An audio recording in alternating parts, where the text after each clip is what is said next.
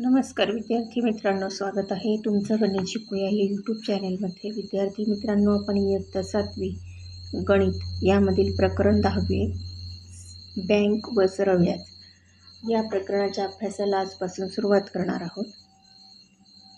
त्यामध्ये आज आपण चालू खाते, बचत खाते ही जी बँकेतली विविध खाती असतात आणि बँकेचा जो व्यवहार असतो, पासबुक, त्यानंतर मुद्दल,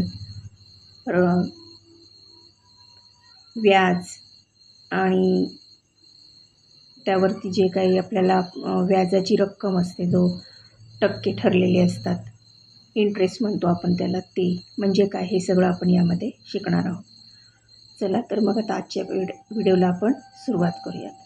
आता तुम्हाला बँक तर सगळ्यांनाच माहिती आहे, आपले बँकेमध्ये व्यवहार असतात हेही तुम्हाला माहिती आहे. बऱ्याच जणांना बँकेचे व्यवहार पण करता येतात. पैसे तुम्हाला जे पॉकेट मनी मिळालेलं असतं तर तुमच्या प्रत्येकाच्या नावावर बँकेत अकाउंट असतं. तुम्ही त्या पॉकेटमध्ये मधले काही पैसे जाऊन बँकेत भरता आणि काही तुम्हाला गरज वाटली तर कधी तुम्ही त्यातनं काढता पण. तसेच मोठ्या प्रमाणातले जे व्यवहार असतात पैशांचे ते तुमच्या घरातली वडील मंडळी करतात, हेही तुम्ही बघता.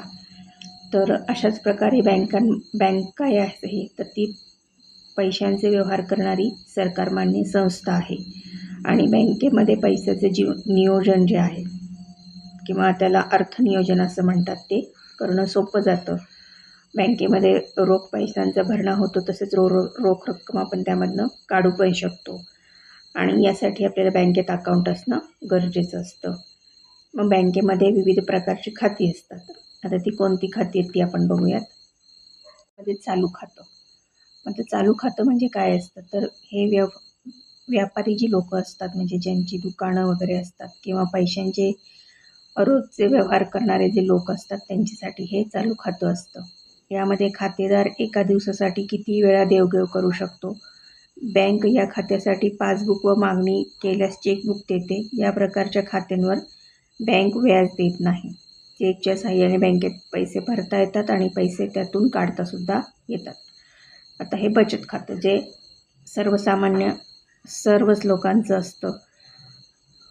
खातेदाराला ठराविक रक्कम बँकेत जमा करून बचत खाते उघडता येते. काही बँकांमध्ये काही रक्कम जमा न करता खाते उघडता येते.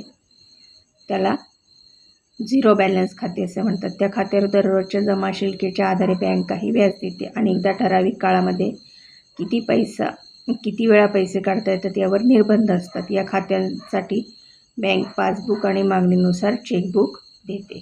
आवर्ती ठेव खाते. या खात्यामध्ये दर महिन्याला ठराविक रक्कम जमा करतात. ती किती असावी हे बँक खातेदार ठरवतात. या प्रकारच्या ठेवींवर बँक व्याज देते. हे व्याज बचत खात्यांपेक्षा जास्त असते. अशा खात्यामुळे खातेदाराची सक्तीची बचत होते. उपरोक्त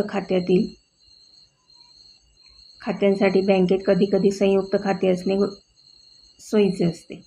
उदाहरणार्थ पती पत्नी, पालक व पाल्य इत्यादी, तसेच व्यवसायातील भागीदारी, हाऊसिंग सोसायटी, सेवाभावी न्यास इत्यादींसाठी बँकेतील खाते एकाहून जास्त व्यक्तींनी वापरणे जरुरीचे असते. मुदत ठेव. जसं ठेवीदार ठराविक रक्कम ठराविक कालावधीसाठी बँकेत जमा करून ठेवतो. या ठेवींवर बँक बचत खात्यांपेक्षा अधिक व्याजदर देते. मुदत ठेवींवरील व्याजदर प्रत्येक बँकेत भिन्न असू शकतो. ज्येष्ठ नागरिकांना नियमित दरापेक्षा थोडा जास्त व्याजदर मिळतो.